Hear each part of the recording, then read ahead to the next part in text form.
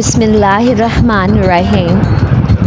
حضرت عیسیٰ علیہ السلام کے آسمان پر اٹھا لے جانے کے بعد عیسائیوں کا حال بہت خراب اور نہایت ابتر ہو گیا۔ لوگ بت پرستی کرنے لگے اور دوسروں کو بھی بت پرستی پر مجبور کرنے لگے، خصوصاً ان کا ایک بادشاہ دقیانوس تو اس قدر ظالم تھا کہ جو شخص بت پرستی سے انکار کرتا تھا یہ اس شخص کو قتل کر ڈالتا تھا۔ اصحاب کہف کون تھے؟ اصحاب کہف شہر افسوس کے شرفاء تھے جو بادشاہ کے معزز درباری بھی تھے، مگر یہ لوگ صاحب ایمان اور بت پرستی سے انتہائی بیزار تھے۔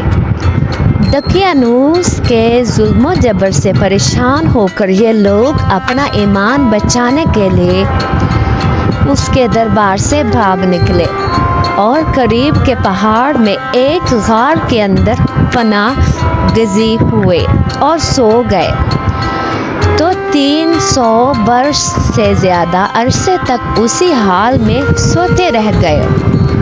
دقیانوس نے جب ان لوگوں کو تلاش کرایا اور اس کو معلوم ہوا کہ یہ لوگ غار کے اندر ہیں تو وہ بے حد ناراض ہوا اور غیظ و غضب میں یہ حکم دے دیا کہ غار کو ایک سنگین دیوار اٹھا کر بند کر دیا جائے تاکہ یہ لوگ اسی میں رہ کر مر جائیں اور وہی غار ان لوگوں کی قبر بن جائے۔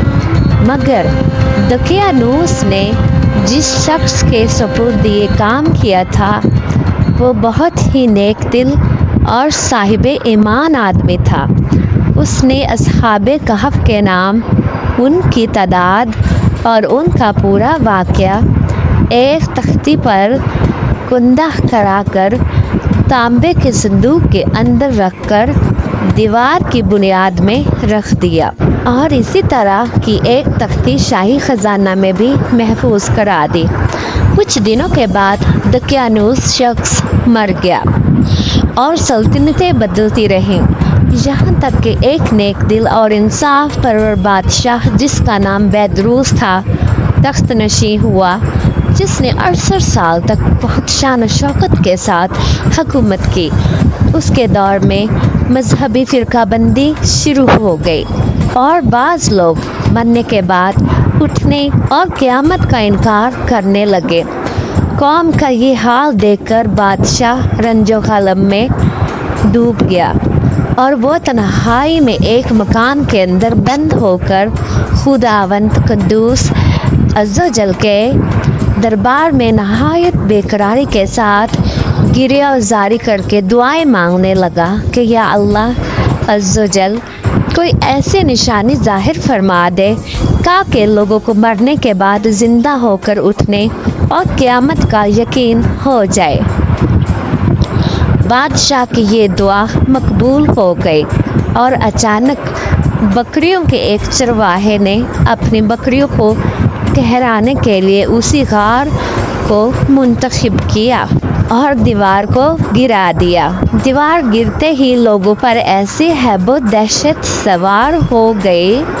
دیوار گرنے کے بعد لوگ وہاں سے بھاگ گئے اور اصحاب کہف بحکم الہی اپنی نیند سے بیدار ہو کر اٹھ بیٹھے اور ایک دوسرے سے سلام و کلام میں مشغول ہو گئے اور نماز بھی ادا کر لی۔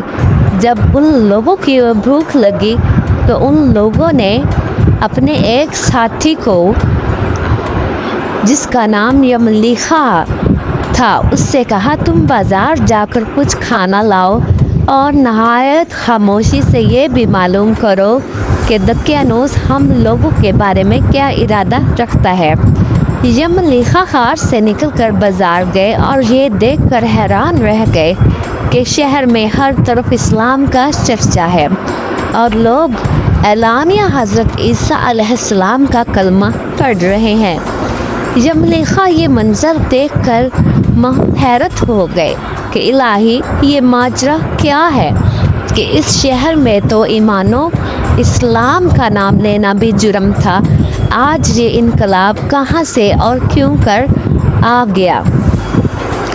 پھر یہ ایک نان بائی کی دکان پر کھانا لینے گئے اور دقیانوسی زمانے کا روپیہ دکاندار کو دیا، جس کا چلن بند ہو چکا تھا، بلکہ کوئی اس سکہ کو دیکھنے والا بھی باقی نہیں رہ گیا تھا۔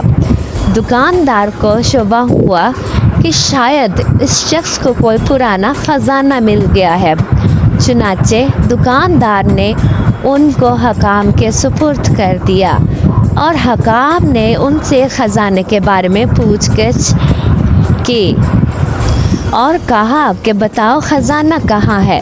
یملیخا نے کہا کہ کوئی خزانہ نہیں ہے، یہ ہمارا ہی روپیہ ہے۔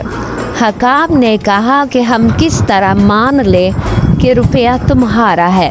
یہ سکہ 300 برس پرانا ہے اور برسوں گزر گئے کہ اس سکہ کا چلن بند ہو گیا اور تم ابھی جوان ہو، لہٰذا صاف صاف بتاؤ کہ عقد حل ہو جائے۔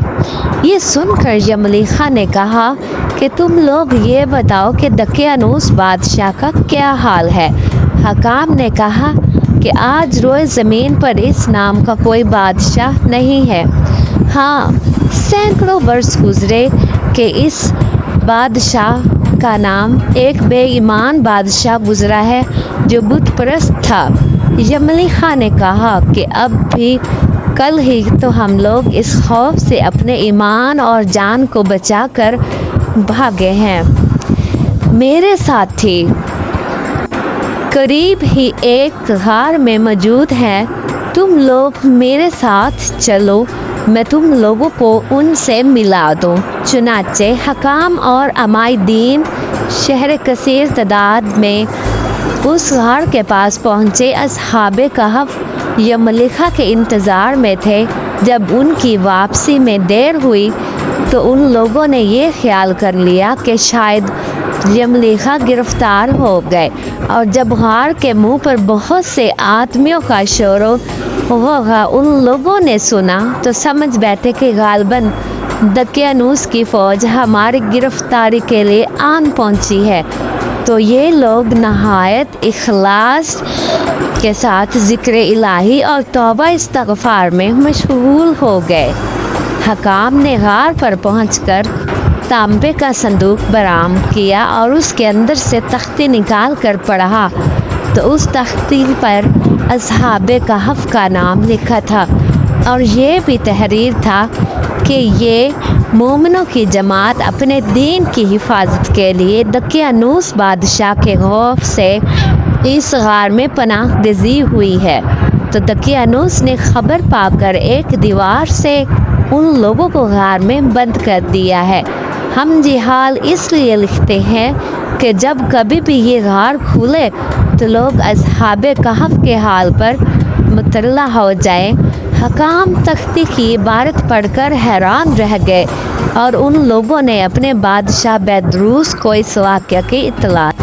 فوراً ہی بیدروس بادشاہ اپنے امراء اور عمائدین شہر کے ساتھ لے کر غار کے پاس پہنچا تو اصحاب کہف نے غار سے نکل کر بادشاہ سے معانقہ کیا اور اپنی سرگزشت بیان کی۔ بیدروس بادشاہ سجدہ میں گر کر خداوند قدوس کا شکر ادا کرنے لگا کہ میری دعا قبول ہو گئی اور اللہ تعالیٰ نے ایسی نشانی ظاہر کر دی جس سے موت کے بعد زندہ ہو کر اٹھنے کا ہر شخص کو یقین ہو گیا۔ اصحاب کہف بادشاہ کو دعائیں دینے لگے کہ اللہ تعالیٰ تیری بادشاہی کی حفاظت فرمائے، اب ہم تمہیں اللہ کے سپرد کرتے ہیں۔ پھر اصحاب کہف نے السلام علیکم کہا، غار کے اندر چلے گئے اور سو گئے، اور اسی حالت میں اللہ تعالیٰ نے ان لوگوں کو وفات دے دی۔ بادشاہ بیدروس نے سال کی لکڑی کا صندوق بنوا کر اصحاب کہف کی مقدس لاشوں کو اس میں رکھوا دیا، اور اللہ تعالیٰ نے اصحاب کہف کا ایسا رعب لوگوں کے دلوں میں پیدا کر دیا کہ کسی کی یہ مجال نہیں کہ غار کے منہ تک جا سکے۔ اس طرح اصحاب کہف کی لاشوں کی حفاظت کا اللہ تعالیٰ نے سامان کر دیا۔ پھر بیدروس بادشاہ نے غار کے منہ پر ایک مسجد بنوا دی اور سالانہ ایک دن مقرر کر دیا کہ تمام شہر والے اس دن عید کی طرح زیارت کے لیے آیا کریں۔